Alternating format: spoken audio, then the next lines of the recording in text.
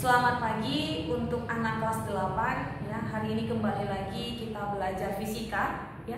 Materinya sudah Ibu share melalui dalam bentuk PowerPoint. Nah, hari ini Ibu akan sampaikan ya penjelasan dari materi yang sudah Ibu share. Baik, ya langsung saja kita masuk ke materi ya. Kalau terakhir kita sudah paham terkait tentang resultan gaya, hari ini kita masuk terkait tentang gaya gesek. Lalu bagian-bagian dari gaya gesek itu apa? Aplikasi gaya itu dalam kehidupan sehari-hari apa? Dan yang terakhir kita masuk ke hukum Newton 1, 2, dan 3. Oke, baik. Nah, sebelum kita masuk ke gaya gesek, berarti kita harus tahu dulu apa itu pengertian gaya gesek ya. Nah, gaya gesek itu artinya ya gaya yang ditimbulkan oleh dua benda yang saling bergesekan. Nah, misalkan contohnya apa? Misalkan ya ada sebuah gelas gitu ya kan yang ada di atas meja. Ketika kita gerakkan maka akan timbul yang namanya gaya gesek. Nah, artinya apa?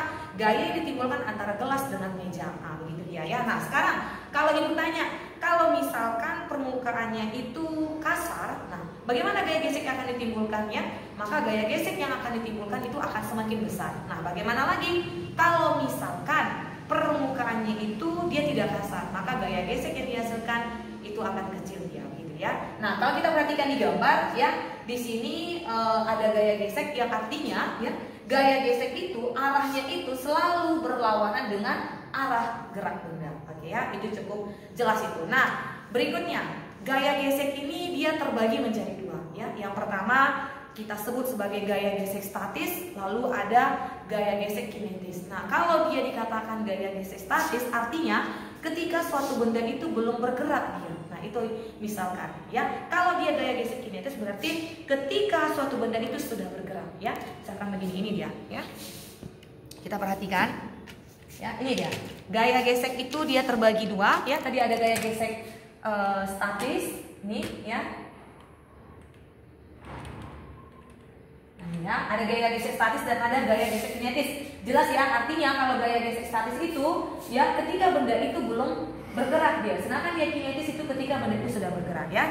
Cukup jelas. Nah, berikutnya gaya gesek yang menguntungkan ya. Kalau kamu perhatikan di PowerPoint banyak, misalkan alas kaki ya. Kalau misalkan alas kaki kita ini, alas kaki sepatu tidak menggunakan bahan karet, otomatis apa? Kita akan terasa mudah licin. Nah, itulah gunanya ada alas kaki ya. Artinya ada kaitannya tentang terkait hubungan tentang gaya gesek. Nah, lalu apa lagi aplikasinya pada ban mobil, pada ban sepeda ya, banyak lagi begitu ya. Nah, berikutnya kita masuk ada juga yang dimaksudkan dengan gaya gesek yang merugikan. Apa saja itu? Misalkan ya gear roda. Kalau misalkan gear roda itu artinya rantai sepeda motor ya, atau rantai sepeda ya. Kalau tidak sering kita kasih pelumas atau minyak oli, maka dia akan cepat rusak begitu ya, karena gaya gesek ditimbulkan di situ juga akan ada. Nah, apalagi contoh yang lainnya ada seperti rel kereta api, ya kan? Kamu tahu rel kereta api itu ya, kalau tidak sering dilakukan perawatan maka dia akan cepat rusak. Nah, yang terakhir ya kita masuk ke aplikasi gaya itu dalam kehidupan sehari-hari ya. Nanti silakan kamu baca PowerPoint-nya ya, kamu pahami lebih mendalam. Silakan juga kamu buka buku IPA terpadu ya. Itu pada aplikasi pembuatan jembatan seperti jembatan cantilever, ada jembatan gantung ya, nih ada jembatan lengkung juga ya kan. Nah, gunanya apa di situ ya?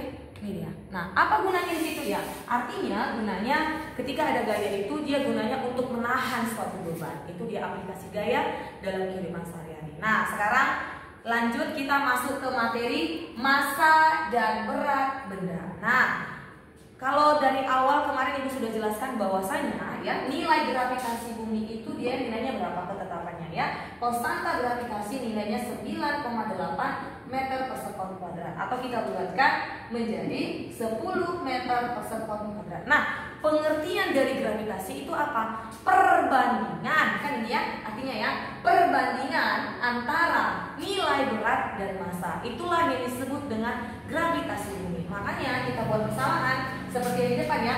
Gravitasi itu dirumuskan sebagai G apa? Perbandingan antara berat. Ingat, berat itu lambangnya apa? W besar ya. Satuan berat itu adalah Newton ya. Lalu massa itu apa lambangnya? M kecil, satuannya adalah kilogram. Nah, jadi kalau gravitasi itu pengertiannya apa? Perbandingan antara berat dengan massa. Jadi kita buat W per M. Nah, ini dia, ini persamaan 1. Nah, kalau kita mau cari nilai nilai berat bisa tidak dengan rumusnya? Bisa. Tinggal kita ubahkan posisinya, pindahkan ke sini. Maka apa? Untuk mencari berat rumusnya apa? G kali M. Nah, itu dia ya. Nah, kalau kita mau cari massa bagaimana lagi? Ini persamaan 2 ya. Kalau untuk mencari massa berarti M itu apa? Rumusannya ya, kalau mencari massa berarti rumusannya itu adalah W per G.